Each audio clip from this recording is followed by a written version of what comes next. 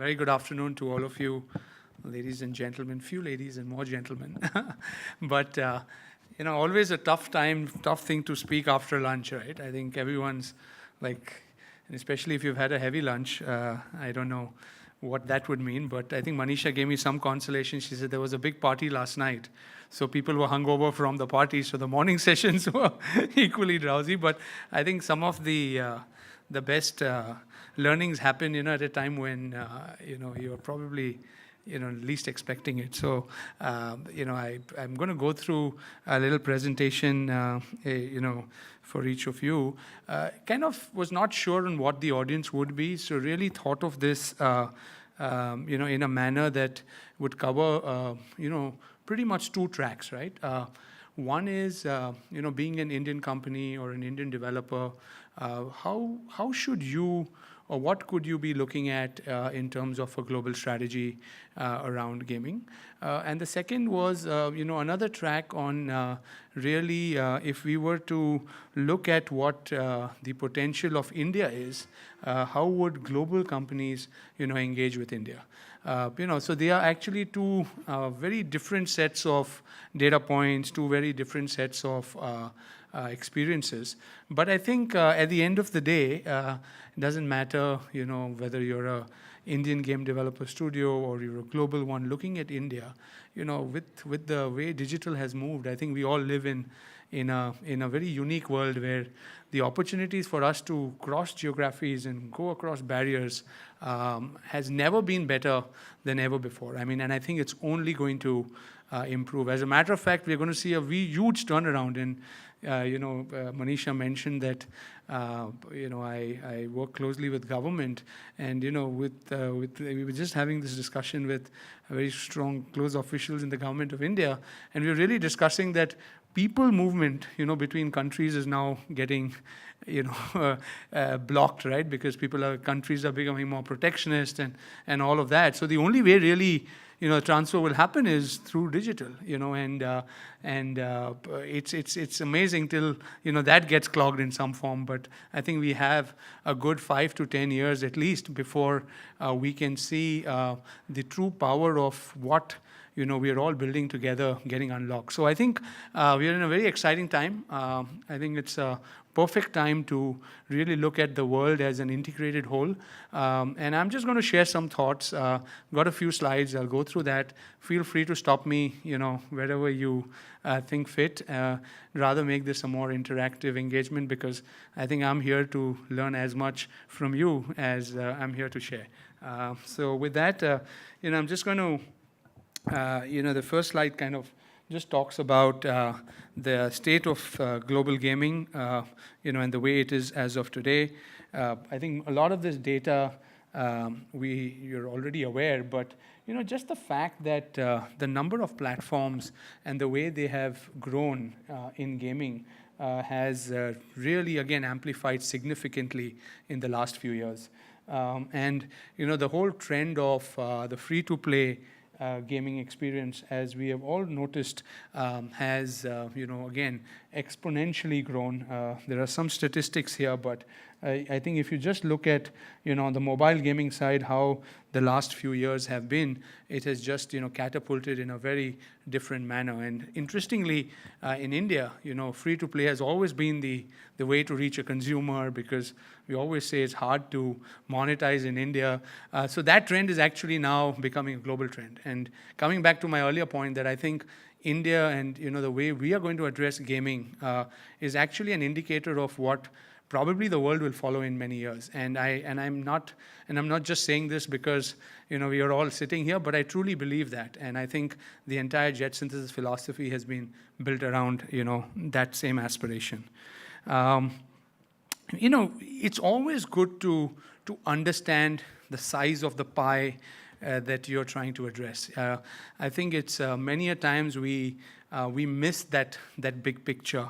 And as I always say that, it's important to understand that size of the pie. Like, even when we go for a meal or anything that we do, you want to know and then be able to know what you can digest, right? So you have your share of that pie, in bite size as you go along. So I think if we look at, when we talk global, suddenly we're all over the place. But I just thought it might be helpful to understand where the global market stands, and particularly when we look at it as a divide between the PC, the mobile, and the console. And, I think the numbers here clearly demonstrate. I think, there are different reports, so, let's not go by the accuracy of the numbers, but the order of magnitude, there are some reports that talk of 120, 110 billion. Newzoo, of course, talks of 130 billion. But the proportion of mobile in this entire segment is just growing immensely, because the power on the smartphone has definitely, shot up so much. But interesting to note that, China and the US are, of course, out at very strong equivalent sizes. And therefore, for a country like India, the catch-up potential is huge and massive. We somewhere are a part of a very fast growing industry. We are part of a industry that is going to add a lot more people, both in terms of numbers and in terms of the time that they engage, right? So, the casual gamer becoming more mid-core and professional is only going to increase over a period of time. So really, if we were to look at what is going on, right, around the world. So the ingredients of a global hit have also changed. So if you just look at, right now the MOBAs are, ranking, in the top 5 free-to-play. Most of the revenue is generated from RPGs, shooters. So, there's a whole thought process around, why certain genres just do a lot more than others, especially when it comes to contributions monetarily. And I think it's important for us to be able to understand those trends, because, it's very hard to change user behavior, right? It's an expensive process. But when a consumer or some behavior has already changed, for you to be able to tap into that is a much easier opportunity, because you're giving a smaller, differentiated experience rather than trying to take a big challenge and, really change things. So I think important for us to see how a global hit's being formed today, and these are just, a lot of these are headline points, I'm just touching upon, but things for you to think about, as you are going about building a global strategy. Then, the game extensions aim now for cross-generational franchisees. And I think, there are examples of, different things. But, earlier we always thought of games being developed on the basis of a hit film or celebrities or this. Here it's the other way around, right? Like Angry Birds is a great example. The whole thing started with a game, and now there's a movie, and the whole cross-genre franchise that happens out of a hit game is completely turning around, right? And as much as even JetSynthesis, when we came in, the first thing we've invested heavily in IPs, and typically what we would look at from an India perspective, till you realize that if you are really able to get that hit, the opportunity for you to build something significant from there is a lot more. And I think the trend for that is only increasing, and there are so many things happening there. And then again, really the cross-platform games, right? Virtual reality, kind of things, and augmented reality. And there's just so much that we keep hearing. So I'm not going to really spend too much time on that. But the idea is that, looking at one game actually, building value over a larger and longer period of time is probably something that is worth thinking, worth investing in, because I think that's really what, will take a particular studio to a different level when it comes to a global play. So, if you look at it right now, augmented reality, of course, is also, we saw some sparks and some hits, and, very often we think that these are, one-off situations, etc. But, one-off success kind of builds upon creating platforms that will over a period of time, start reaching out to more people till they just become, it's just natural, right? So having AR capabilities, etc., and keeping that is becoming a given. The other big change, and I think I touched upon it, is of course while we have better processing on the mobile, every game design today, whether it's whatever kind, can actually have a depth of of what a console game had in the past. I think again that's another way to look at it, because the point that all of these are really driving towards is that there is that model where you create a lot of games which will have short-lived lives and which will work and monetize well for brief periods of time. But the key to a deep global strategy is really to be able to demonstrate the capability of being able to build something that can actually go across platforms, can actually address different things, and that thinking actually has to come in pretty early, when you're kind of building games, and therefore, the idea or the thought process of the growth coming from fewer games, but forever games, and I think it's much easier said than done, and it takes a lot to make that happen. But at least that's the core thought that I'm trying to leave with this audience, is that that's really the way. At least we are also thinking, at JetSynthesis as we move forward. In-app purchases, of course, come at a higher premium, and that is actually good news, because that is actually very important for us to realize that people will spend, and therefore if you don't have people who are going to stay on for a longer period of time, maybe it is worthwhile to think about killing the game early, or actually making enough effort to ensure you have different metrics. And day one retention is actually a very clear, very easy measurable thing that you can do very easily. And I think focusing on the right metrics as you go around, as I said, the larger vision of what you're trying to build is also a very critical aspect. And I think India particularly is, very, we know, all of us, the methods of revenue generation in a country like India, where in-app purchases contributed very little. But I think increasingly what we find is that, the moment you're able to give a good experience and a kind of an experience that matches, qualities which people are used to paying for, you will find that payments are beginning to show significant rise. Again, it's a very small base, so we're rising from that. But again, if you're investing for the future, it's worth thinking about that. Globally, I know companies, and I'm sure many of you know, and many of you who represent global companies, even after spending tens of millions of dollars on building a game, it's killed before it's going out, right? Because user acquisition costs have just become so expensive, and you cannot create a forever game, right? Even after investing so much. So that therefore I think the criticality of a point like that is very important when you're looking at one point. Global strategy means what? I want to compete with the best in the world. If I want to compete with the best in the world, I need to benchmark my practices around, at least benchmark around some of those practices that global companies follow. We did a very focused Indian millennial gamer study, and this was more for, as I said, I'll switch between how Indian companies can go global and how others can look at the India market. And I think many of you probably are aware of some of this data.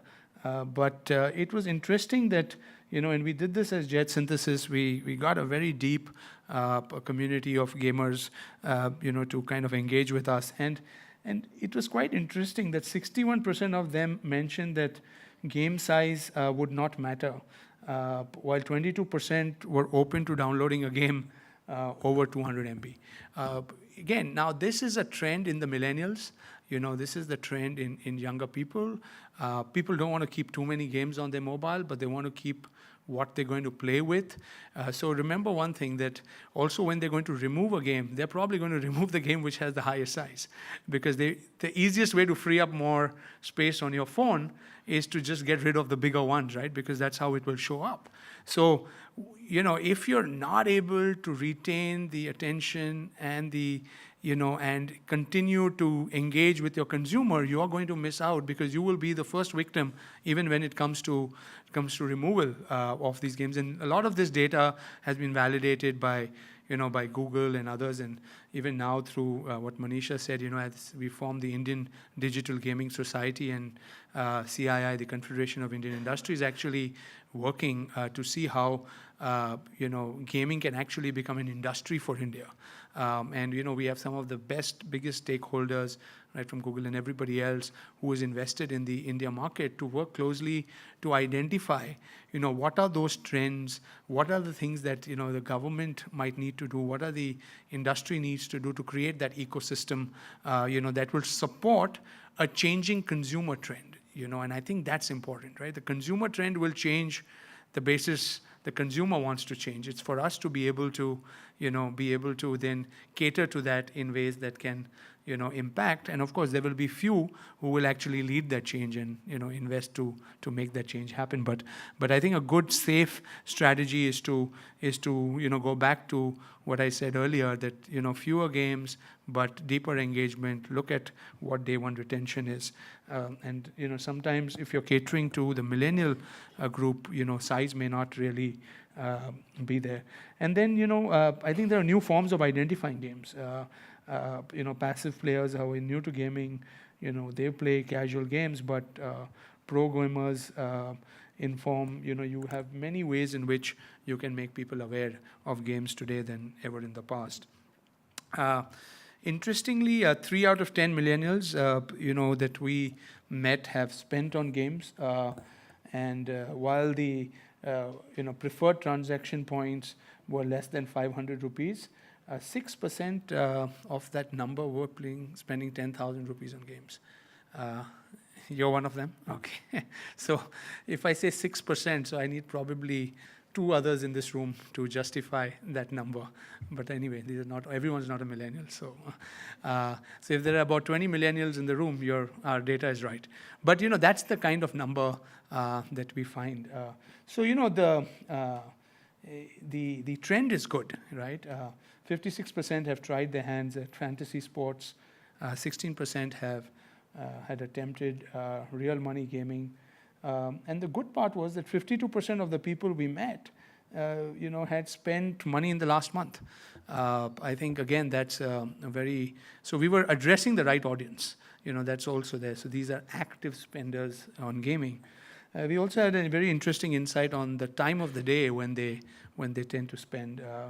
A large part of that came between the 6 to 10 p.m. So, when you're planning events or you're planning other incentives or reach out, one is, people might engage differently at different points of the day, but the time at which they spend is really the time you want to be there with a proposal where you get them to spend. And I think, different people are at a different point. In the morning, they might spend more time, but they may not spend.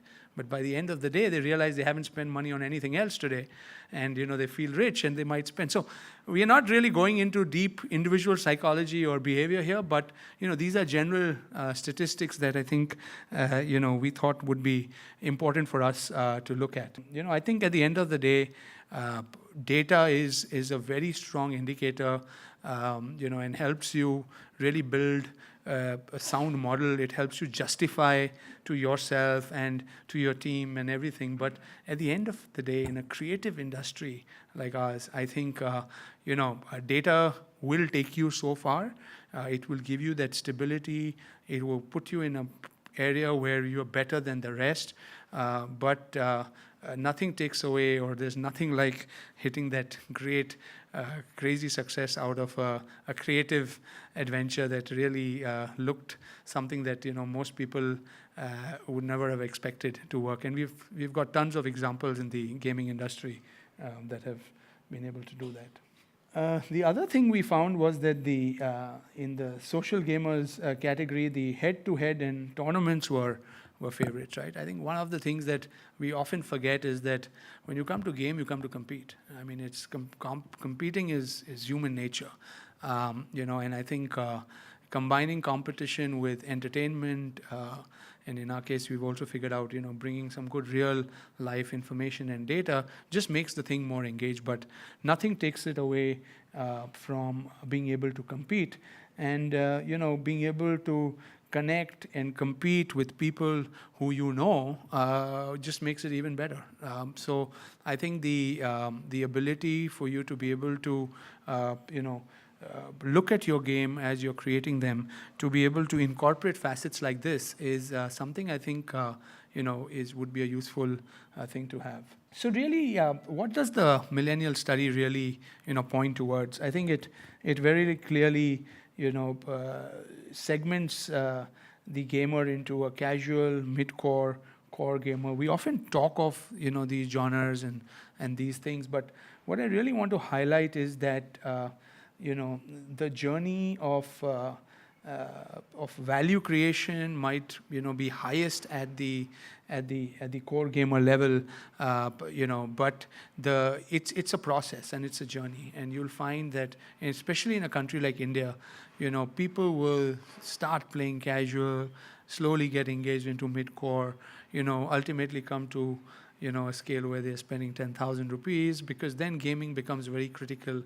part of their life. And I think given that we have 1.3 billion people in our country, and I don't like to use the other word that 600 or 650 million under 25, but a great way to look at that statistic is that 1 in 10 people in the world is an Indian under 25.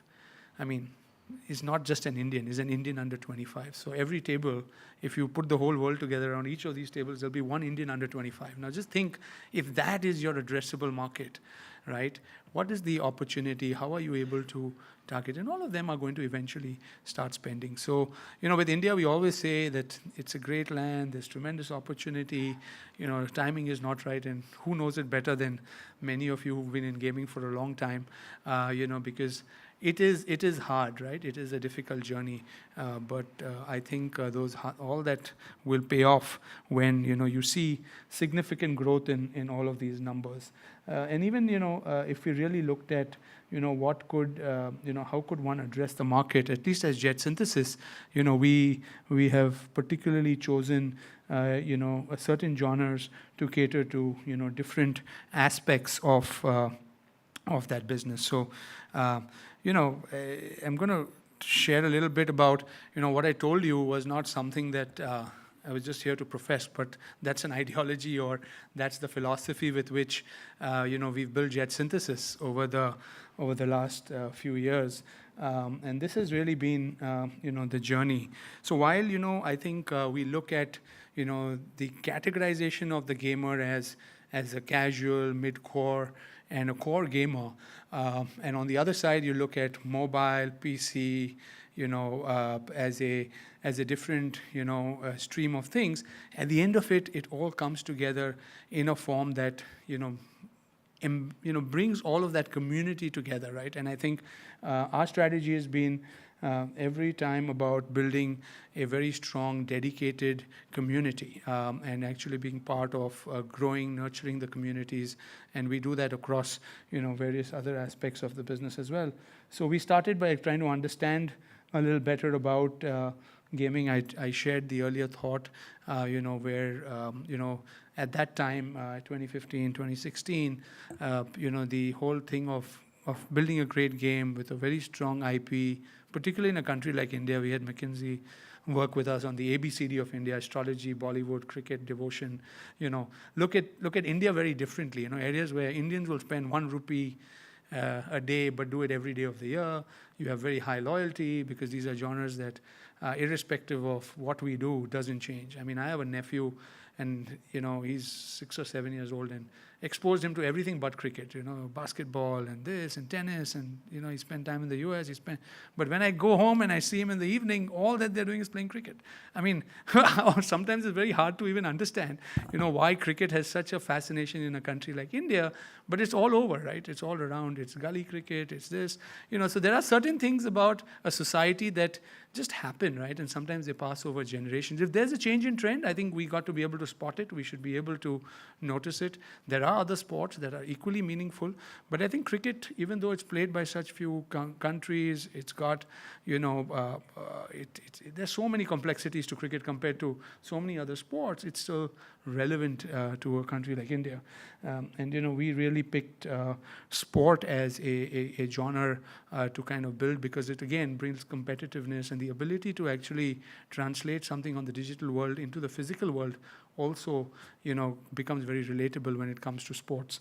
And then one thing we noticed pretty early was that competitive sport is something that ultimately we're going to go to. And now, as most of you would be aware, e-sport is actually going to become an Olympic sport, and the trend lines are all there. So we're really bringing competitive gaming. So we partnered with the world's largest sport company, ESL, and built Nodwin as a 50-50 venture with the founders at the early stage. And of course now we have other mobile gaming company, Nazar and others, who have come in, and we are now looking at how really build esport, which is into a very large play in India. And we've got a lot of options that are coming there. We also power the Steam platform for India on the payments side as well, and have created different communities.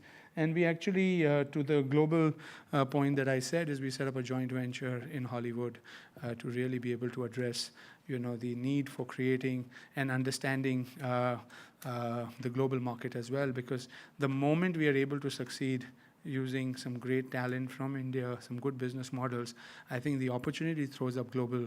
To my first point that I started, it's one world. Digital is that much easier. The challenge we do have, and many of you would also be faced with the same thing, is good game designers, product design, etc. Talent lacks here. So how do we really have a global play that enables us to, balance the requirements of talent around the world and actually create games which are world class. I mean, unlike China and other countries, India never limited, the access to any kind of content. And I think, the challenge for all of us who are based out of India is we've got to be able to give the same experience, but, innovate constantly. You got to do it at a lower cost. You got to do it smarter. You got to be aware of so many other factors. And I think if we are able to build that capability, it's useful to the rest of the world as well. And really, you need to be able to apply it into that context. And I thought, so we actually have built a whole gaming ecosystem, as you can see, and actually have looked at gaming and gamification as the core engagement methodology for a consumer in India. I often say, if Google was built with the interest of consumers at that time wanting to search, or China was built with the interest of people wanting to chat, WeChat and all, I think the digital consumer in India, really the large businesses, will be built with gamification and gaming at its core, because it's got all the next generation ingredients to support a growth of a very powerful industry. And in digital we say winner takes it all, right? I mean, that's typically what you hear, and I think this is a great gateway to get people to engage deeper and build deeper. So I think I sound like a very optimistic guy around gaming, but that's what I am, and I'm sure many of you who are sitting here also derive your livelihoods from that. So I think we are here as a community that I think has a lot of potential, but it's important for us to also work together to ensure that things that become impediments, right? Sometimes it's smaller things that get addressed efficiently, get addressed in the right time, and therefore meetings like this and all of us coming together is just so much more helpful. And as I mentioned that, so we said, while we did dabble into, as I said, creating titles in the initial thing when we got some studios and acquired some talent, about building smaller games, trying to build, address the Indian market. Eventually, we felt that, we wanted to build a game that would last forever, or at least be one that would last a long period of time, evolve in different ways. And with that, we really looked at Sachin Saga. We took Sachin to UK, motion captured every shot of his. So even when you hit a shot in the game, as Sachin, it's that same shot that he hit. That experience of having the feeling of being able to hit that shot is very different. You go and play as in 100 of his best games. So he spent so many hours figuring out which were the games that he really liked, which were the games that he thought helped shape his career. So you enter, when it's 30 for 4, you got to score 80 runs, and you got to make it. So, if you bring an IP, you have to be able to bring the true IP, into the game, right? Otherwise, typically we feel we build a game and then we just bolte IP thapa do, or stick something. That doesn't work, right? We've tried it, we've seen that. So, how do you really, right from concept, build that? And we didn't realize, but although cricket is not really a very great sport around the world, but it is amongst the top 10 sports downloaded games in 14 countries. So we are seeing that countries that play cricket, of course, so really leverage a good genre, a good capability of a game. Also look at Sachin as an IP and kind of build something there. This is just one example of how we are. Whatever I'm sharing is what really Jetsynthesis is building. We also immediately look at that. If you want a game forever, you have to be able to have very strong live ops, right? You got to continue to engage, as I said, continue to deliver value to your consumers. And now we are working with a very deep group of people who we are listening to on a regular basis to understand where the needs are coming and how they're coming. We also engage globally with many others. And, to my point that why we pick sports and why we pick something like cricket, there's an ability for us to really convert that into the real world, right? When we talked of e-sport, etc. And, at the India Gaming Show, which CI had in Bangalore, we were actually able to, it was a South show, but we were able to get that. In February, we have a large show at Pragati Maidan where, again, all the large gaming companies from around the world, many of them will be there, and we'll figure out, how new age gaming, etc., can come, but an ability to bring people from, the digital world into the physical world. DreamHack is, of course, a big event happening with Nodwin in December in Mumbai. Again, bringing the best of the world to India to come and compete. And I think one big thing that you will observe is that, when people start gaming physically and you actually make it competitive sport, it opens so many other opportunities, right? Streaming of competitiveness. So not only do you have people who are playing the game, but people who are watching the game, like any sport, right? I think the value in cricket is not derived from the people who are playing the game. It's derived from the people who are watching the game, who are involved in the game. Why can't our games do exactly that? So really, taking these concepts, head on, really investing, building in that. And, some places you will try and change the behavior of the consumer. In some places, you will get in where the consumer behavior has changed. So you got to be able to demonstrate, all these different facets if you really want to shape an ecosystem in gaming. And, like prize money, right? You're talking of, 6 lakhs, but in DreamHack on the esports side, it's a 1 or 2 crore prize money, right? So the numbers are beginning to increase in India. And of course, for Sachin Saga also, we're going to have the plugin at the DreamHack where, people will start competing for a mobile esport kind of a prize. So really, how will you plan your strategy? Well, I have just thrown some points here. Be ready for rapid shifts. I think we all understand that. It's millennial preferences that are very, very key. And just as an example, I'd like to share. One of the companies we invested in the Valley is a AI-based company in travel. It was not related to gaming, but Amex acquired that company for $150 million in 2.5 years. Crazy thing. The reason was very simple, that they threw that AI bot kind of a challenge Basically, if you're flying from, say, Hyderabad to Delhi, you just said you're flying there, and people knew that you're going to leave from HICC, you're going to need an Innova to go to the airport, you like to fly low-cost airline, you'll arrive there, book your hotel, and just do that. And they found that 910 people out of 1,000 who used it were millennials, and that was it. I mean, they were willing to pay a crazy price because they knew that the old guys will still call and do that, but that's not the audience they're catering to, right? And, when we talk of, 1 in 1 in 10 people being an Indian under 25, right? I mean, it's a different generation of people who are going to have who are going to get exposed, right? I mean, if you look at around the world or in India, and, if you really want to build something for them, you have to be able to shift in the ways that they shift. But very important to do that. While I did say that, genres and platforms can always be expanded and focused, I think it's still always important to see where your DNA lies, right? We always look at people and we say some people can eat a lot and get away with it and they stay thin, and there are others like me who will eat a little bit and say, shit, man, I just can't control the weight. So you have to figure out where your DNA lies. You got to figure out, where your core lies, and really be able to, decide whether the diversity, opportunity is something for you. But you must, it's very important to understand that opportunity does exist.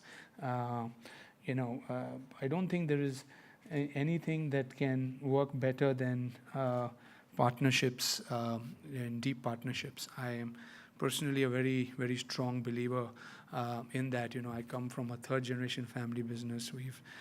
We were partners with the Aditya Birla Group in Thailand in the 60s and built textile plants, etc. with them. And we always valued our partnerships very immensely. And I don't think it matters in any industry, in any business.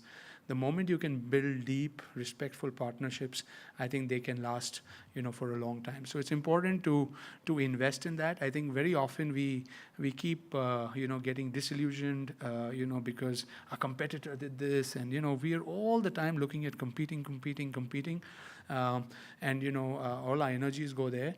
We forget collaboration. We often think that we can do a lot ourselves, but right from a super macro level to a simple action, how do we really create models that can enable us to collaborate? I mean, tools of collaboration today technologically are great, right? We have teams that are working in Japan, working in US and India at the same time, sitting with each other, and kind of understanding that.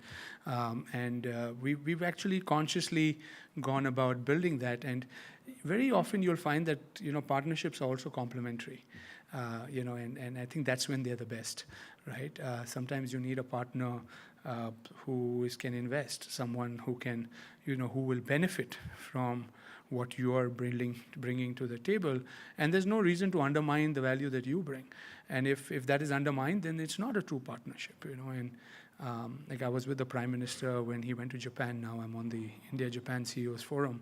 The Prime Minister was very clear. Both the Prime Ministers said the India-Japan relationship is probably the greatest relationship for both India and Japan over the next few years, because you look at China on one side, you look at the US, India can't compete individually. But if India combines with a country that has tons of cash, generating negative interest rate, and you can give an opportunity in a country like India to create value, there's nothing like it. It's just that the Japanese, and I don't know if there are any here, have been hit so badly when they've come to India, because the wrong choice of partners or whatever, and it takes time to build, trust and relationships, right? So, essentially partnerships like that, partnerships where even if you look at Japan, like let's take that same example, you have an aging population, you've got great technology, you have no young people to put that technology to use. Right? You need talent and you need the consumer, and India has both. I'm just giving you examples of, partnerships at a very macro level, but I think that same spirit, comes down even in individual companies, right? Amongst people. I mean, how do you really bring the right set of people together? I think this is a very, very deep word, and I think those who can succeed in growing talent and actually being able to build partnerships, I truly believe are the ones who will, separate themselves from the rest. And of course, I think I don't need to tell you that, but when you talk of forever fewer, which is, I think, the theme I want to leave you with, is that then you really need to build your player community. As I said, the community that is going to engage with you and deepen it. And very often we don't focus enough in terms of, even our efforts on building communities. And we lack in India sometimes also the ability to do that, because we've always been very short-term thinking. But it also goes to my earlier point that not only the player community, but the watcher community. As I said, if you start getting people who are playing your games being watched, the movie community, as we talked of Angry Birds, where you're going. So really, a community that starts small tomorrow can become a global community. You can probably have, there's no reason why you cannot win, every person in the world to know about your product and know about your game. It's about really, setting your ambition and, trying to get there. So with that, I'm going to end my thing. I think I've spoken a little too much, but, happy to take some questions. And thank you for being such a patient audience, and I hope I've been helpful. Thank you.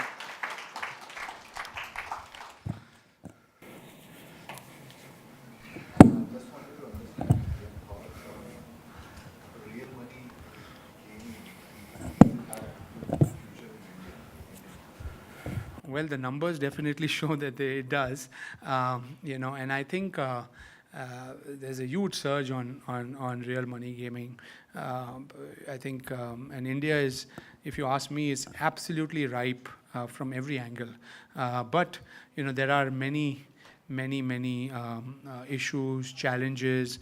I think the gray areas around the regulatory that is there, and I think that will always be a challenge in a country like India, because sometimes it's just knee-jerk reactions, right? And I think that's why we said that we want to build a very good, deep understanding around policymakers, around companies that follow global practices, and the developer and the consumer community. So.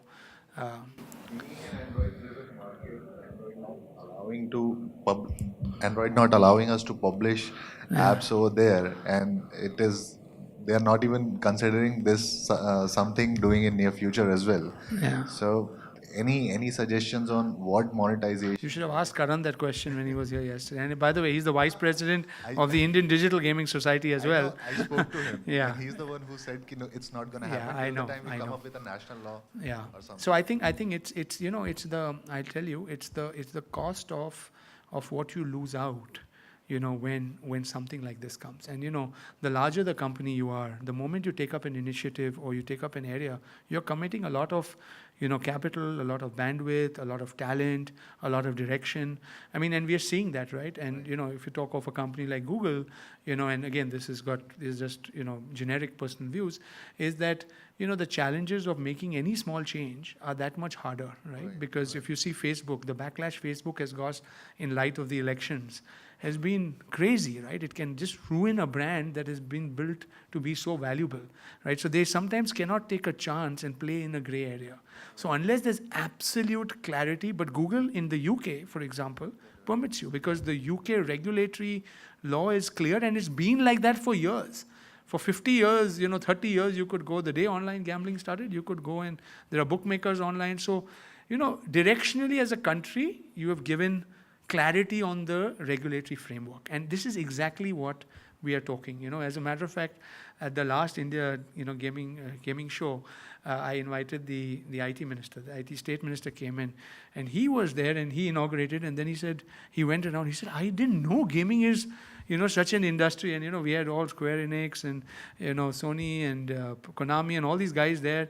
And he did not even understand. He said, I used to only tell my children, don't play games. It's bad for you. It's bad for your health. It's and we find these reports that come in. So without having an understanding, you pass a law, right? So the moment you equate gambling and real money gaming together, right, it takes away, right? So there will be skill based, and then all the nuances of what forms a skill, so there is a market there for those who are willing to play on the edge, but there are a large number of companies even like we would not probably, we chose consciously not to at least do that till we have a better understanding of the regulatory framework. And at the end of the day, it's about not just getting the user to pay for your app, they can also make some money out of it. No, right? no, absolutely. No, I completely. So, that's where India, what I always say, right? We have a need to kind of innovate there, right? So we will go and bring brands in, right? We will say brands will sponsor and we'll give money out. So one of our properties, we do that,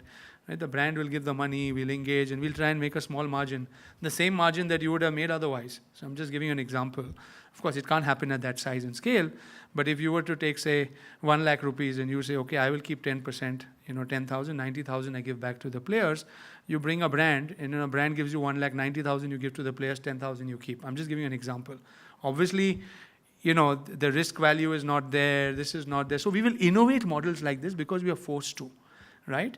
As a matter of fact, I am actually a very firm believer that the monetization that we will be able to do using brands and in-app purchases as a combination will actually give leadership to monetization of games globally going forward. Because in the rest of the world today, it's 90%, 95% in-app purchase, right?